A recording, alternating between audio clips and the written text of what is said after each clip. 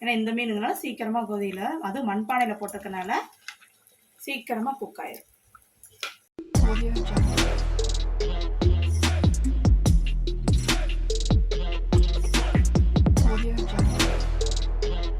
இந்த மாதிரி மீனுக்கு வேறு எந்த மீன் இல்லை, இதுக்கு பால் மீனுன்னு நினைக்கிறேன், ஐயர் மீன் கூடன்னு சொல்லுவாங்க இந்த மீன் வந்து. இப்போ இந்த மீன் தான் நம்ம குழம்பு வைக்க போகிறோம். 2 ஸ்பூன் எண்ணெய் ஊற்றிக்கிறேன். இதில் வெங்காயம், சின்ன வெங்காயம் பெரிய 2 கைப்பிடி வெங்காயம், கொஞ்சமாக இஞ்சி, 4 பல்லு பூண்டு இதெல்லாம் ஒன்றா போட்டு வதக்கிடலாம். இப்போ காரத்துக்கு பார்த்தீங்கன்னா வரமிளகா 4 சேர்த்திக்கிறேன். ஏன்னா எங்கள் குழம்பு பொடி வந்து கொஞ்சம் காரம் கம்மியாக இருக்கும், அதனால கொஞ்சம் நான் மிளகா சேர்த்துக்கிறேன்.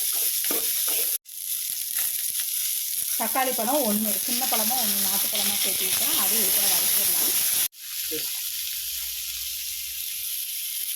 தேங்காய் வந்து 2.5 ஸ்பூன் போட்டு ஊற்றிக்கிறேங்க. இது மசாலா கூட நல்லா வறுத்துடலாம்.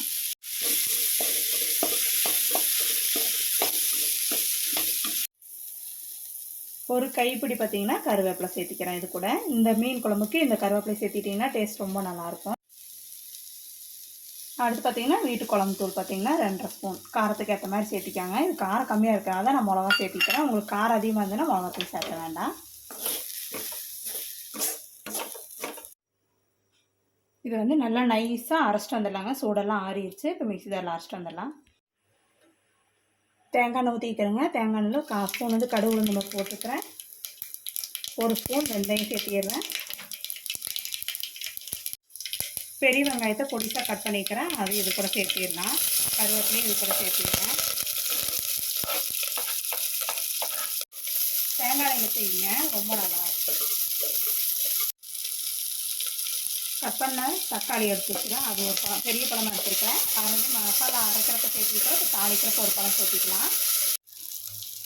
வெங்காயம் தக்காளியெல்லாம் வதங்கிடுச்சுங்க. இப்போ அரைச்ச மசாலாவை இது கூட சேர்த்திடலாம். மீன் குழம்புக்கு தேவையான அளவு உப்பு சேர்த்திக்கலாங்க. கல் உப்பு தான் சேர்த்துறேன். பெரிய நெல்லிக்காய் சைஸ்ன்னு பார்த்தீங்கன்னா நான் புளி ஊற வச்சுருக்கிறேன். அது நல்லா கரைச்சிடலாம் நைஸாக. புளி கரைச்சல் எல்லாத்தையும் இப்போ கூட சேர்த்திடலாம். உப்பு சேர்த்துனதுக்கப்புறம் குழம்பு நல்லா தகதான் நல்லா கொதித்து வரணும். அப்போ தான் நம்ம மீன் சேர்த்துறது டேஸ்ட் நல்லாயிருக்கும். இல்லைனா நம்ம கொதிக்கிறதுக்கு முன்னாடியே போட்டோம்னா மீனெல்லாம் பிரிஞ்சு வந்துடும். குழம்பு நல்லா இந்த மாதிரி தகதான் நல்லா கொதித்து வரணும். கொதித்து வந்தது உப்பு காரமெல்லாம் பார்த்துக்காங்க. பார்த்துட்டு அப்புறம் மீனை போடுங்க. மீனை போட்டதையுமே ஸ்டவ் ஆஃப் பண்ணிடுங்க.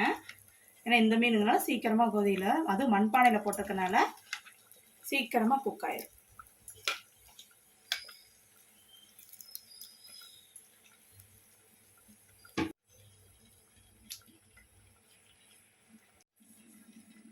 மீன் போட்டதையுமே நான் ஸ்டவ் ஆஃப் பண்ணிட்டேன். மண்பானைங்கிறனால பாருங்கள், ஆஃப் பண்ணதுக்கப்புறம் கூட நல்லா கொதிக்குது. இப்போ நான் கொஞ்ச நேரம் மூடி போட்டு மூடிட்டேன், மீன் நல்லா வெந்துடும். இந்த மாதிரி ஒரு டைம் செஞ்சு பாருங்கள், டேஸ்ட் நல்லாயிருக்கும்.